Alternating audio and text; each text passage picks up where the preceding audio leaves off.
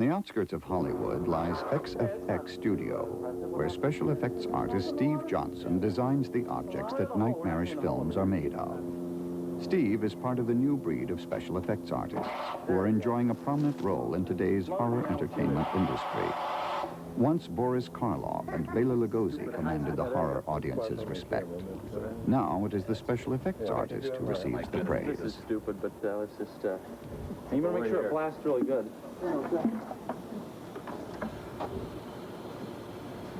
Right now the business is so crowded.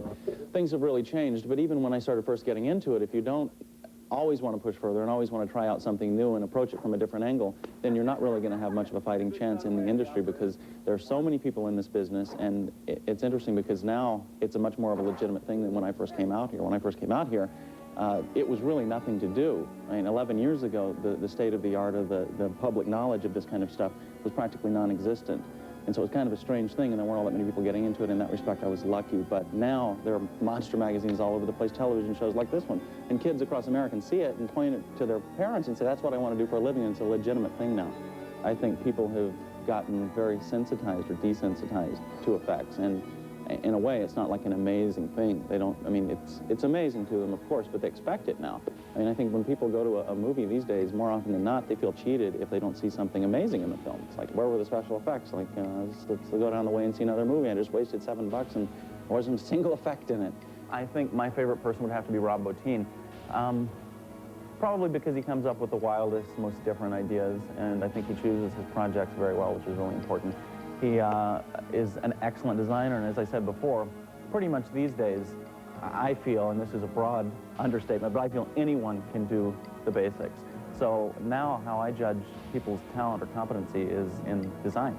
As I said before, I think that's really the only true art left in this business, and that the keys to all of the things that used to be secrets are in 100 books these days, and videos and anything. So now the art really shows through because people have to be good designers in order to stand out in this business, and I think Rob is an excellent designer. He's really good. He did Legend, well, actually it was released as Legend, and did the demon makeup on Tim Curry, which is one of the most beautiful designs I've ever seen makeup effects-wise. Perhaps the complexities and problems of modern society have caused audiences to demand increasingly sophisticated cinematic illusions. Special effects to shock, humble, and even outrage those that pay to see the films.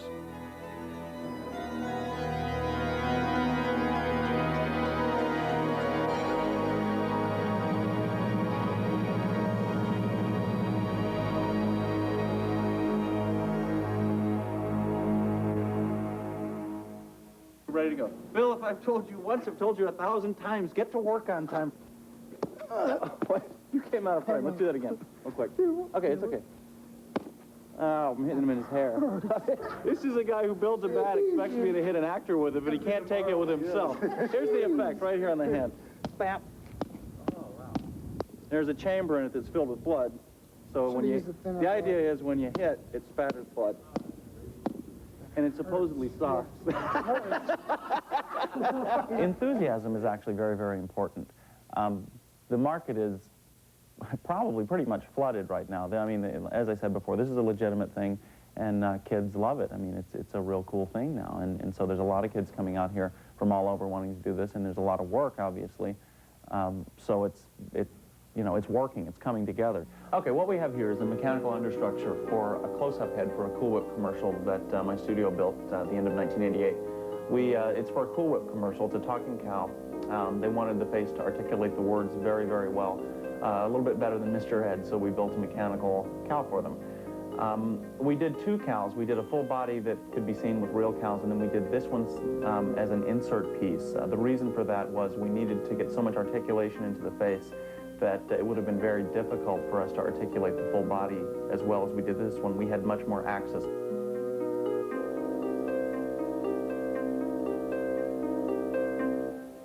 For Nightmare on Elm Street 4, what we handled was the death sequence of Freddy at the very end of the film. I don't remember exactly how many. It involved probably 10 or 12 different effects, all on different scales. The basic concept of the sequence was that all of Freddy's victims from the past are getting back at him by punching their way out of his body from the inside out. So we approached it in a more surrealistic sense than a bloody sense. We wanted to give the impression more that these things, there were arms, legs, torsos, heads growing out of them rather than breaking out of them. We didn't really want to spill a lot of blood in this. One reason being because of fear of censorship. Also, we thought it had a more fantastic feel to it this way. This is obviously the biggest thing we did. It's a full scale. It's probably about 18 feet tall from the groin to the top of the neck.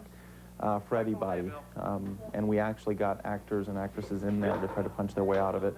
And we intercut this with smaller models, actually on Robert Englund, the Freddy Krueger character.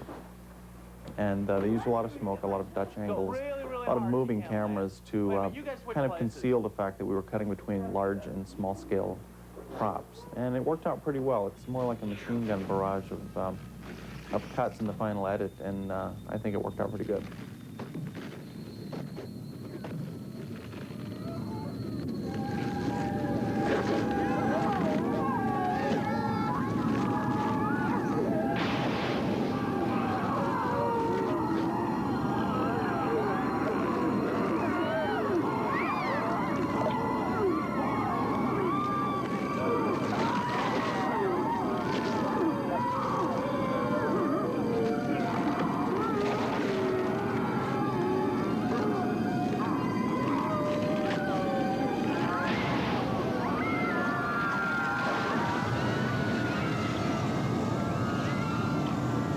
This is an effect that we designed actually for one of the very last shots where a face grows out of Robert Englund's face, Freddy's face. At the end of the film, his face actually divides, bifurcates into two faces. So we had kind of a mechanical device and a vacuum effect happening. For a lot of reasons, the effect was cut from the film, as is often the case in this kind of stuff. There you can see the face forming. We never really got it to a more finished stage than this. In this version of it, we ended up simplifying the effect when we actually took it to set. They felt that it just probably didn't go along the same lines as the rest of the stuff we had done, so this one never made it. Disney approached me this summer about doing a mechanical spider, a blue screen puppet. This is where a lot of times what we do works hand in hand with optical enhancement. We wanted to make this actually look like a real spider. So in order to be able to operate it more easily, we built it about 3 times oversized. This actress, Lindsay Frost, comes to a point in the film when she deteriorates in front of camera. So we used several tricks. One of them involved her arm falling off as she reaches out toward the actor, and Treat Williams in this case. This is again from Dead Heat. This scene was eventually cut out of the film, but it's a pretty funny scene. There's the big giant birthday cake gets wheeled in. It's Joe Piscopo's birthday, and a dancing skeleton pops up out of it. Eventually wore a nice sexy bikini. And what we did here is we had an actress, it was Linnea Quigley in this case, wearing a black velvet suit, shot against black, with direct attachments to movement points of the skeleton. For instance, her head had a rod attached directly to a helmet that went directly into the back of the skull. So when she moved her head, the skeleton's head moved. Rods come out of the elbows of the skeleton, and she grabs onto the rods, which had the handles on them as well, to move the wrists.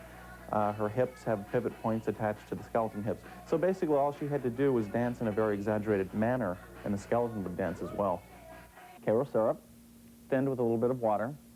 Food coloring, not just red though, you have to put a little bit of green and a little bit of yellow in there to give it that kind of brownish tint. I think it reads better on film actually and looks a little bit more visceral if it's not bright red. If you prick your finger and look at it under bright light, it's pretty vibrant red, but I think it's a little bit more visceral and more gut-wrenching to see a little dark brown to it, because that's the way it starts to look when it's coagulated, and I think somehow that triggers something in people's heads that makes them think it's a little more disgusting. And then you just need something that will make it a little more opaque. You could put baby powder in it if you suspend it and shake it up before you use it. That's probably the easiest home recipe for blood, but don't put it on your pancakes, kids.